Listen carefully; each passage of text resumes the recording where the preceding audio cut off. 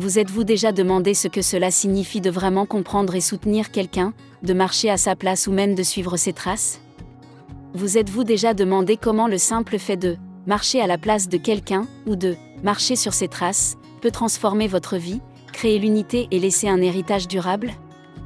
Alors rejoignez-nous dans un voyage puissant alors que nous explorons le transformateur puissance de ces deux métaphores. Préparez-vous à être inspiré, élevé et motivé pour faire la différence, pour être cette différence, alors que nous approfondissons ce riche sujet.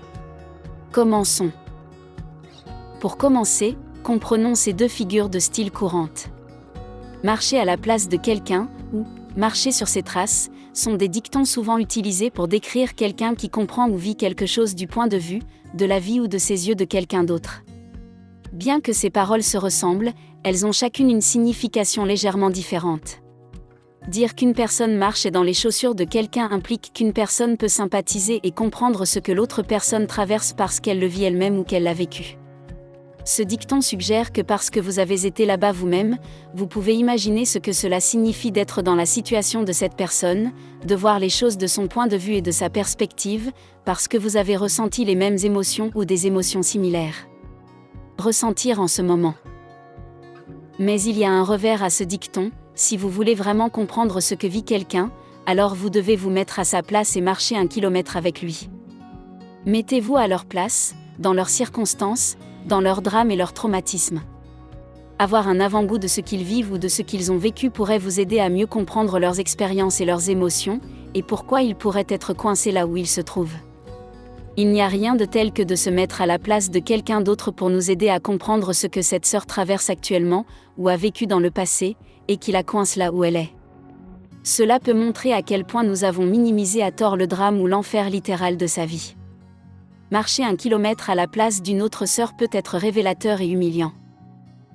En adoptant l'idée de « se mettre à la place de quelqu'un », nous reconnaissons la valeur de l'empathie.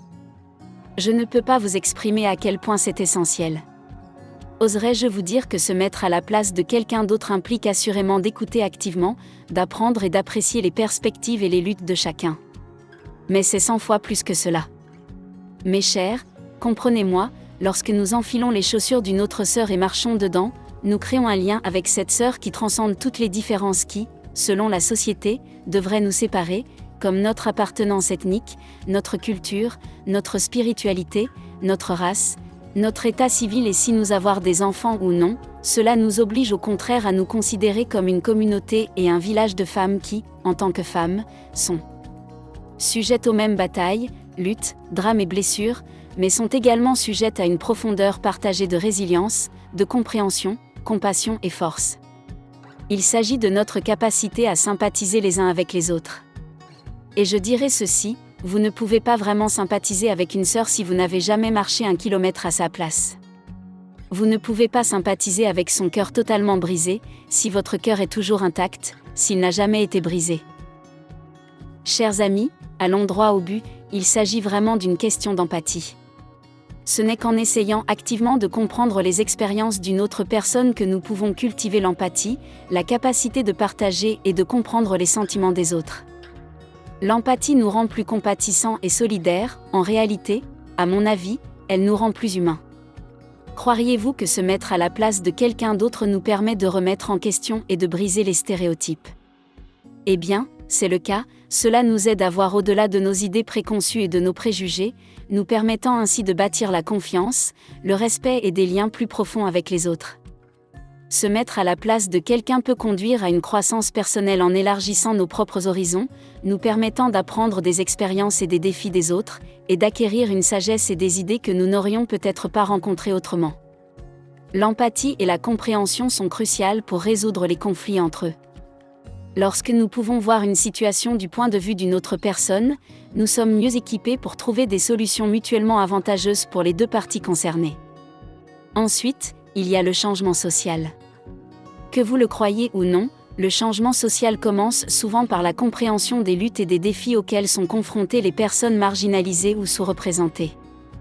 En marchant à leur place, nous devenons des défenseurs plus sensibles et plus efficaces de la justice et du changement. Et puis il y a le dicton « marcher sur les traces de quelqu'un ». Cette expression est souvent utilisée pour parler du fait de suivre le chemin ou les actions de quelqu'un qui vous a précédé. Quelqu'un que vous tenez en grand respect et en estime. Par exemple, si quelqu'un dit marcher sur les traces d'un scientifique célèbre, il est probable qu'il poursuive une carrière similaire ou qu'il apporte des contributions similaires dans son domaine. Cela peut également impliquer d'imiter ou de se modeler sur une autre personne. Prenez-moi par exemple, j'espère que je marche honorablement sur les traces des ancêtres des femmes qui m'ont précédé. Des femmes qui étaient mes proches. Lorsque nous marchons sur les traces de femmes remarquables qui ont réalisé de grandes choses, nous avons accès à leurs connaissances, leurs expériences, leurs tactiques, leurs méthodes, tout cela. Nous pouvons tirer des leçons précieuses de leur succès et des leçons tout aussi précieuses de leurs revers ou de ce que certains pourraient percevoir comme des échecs.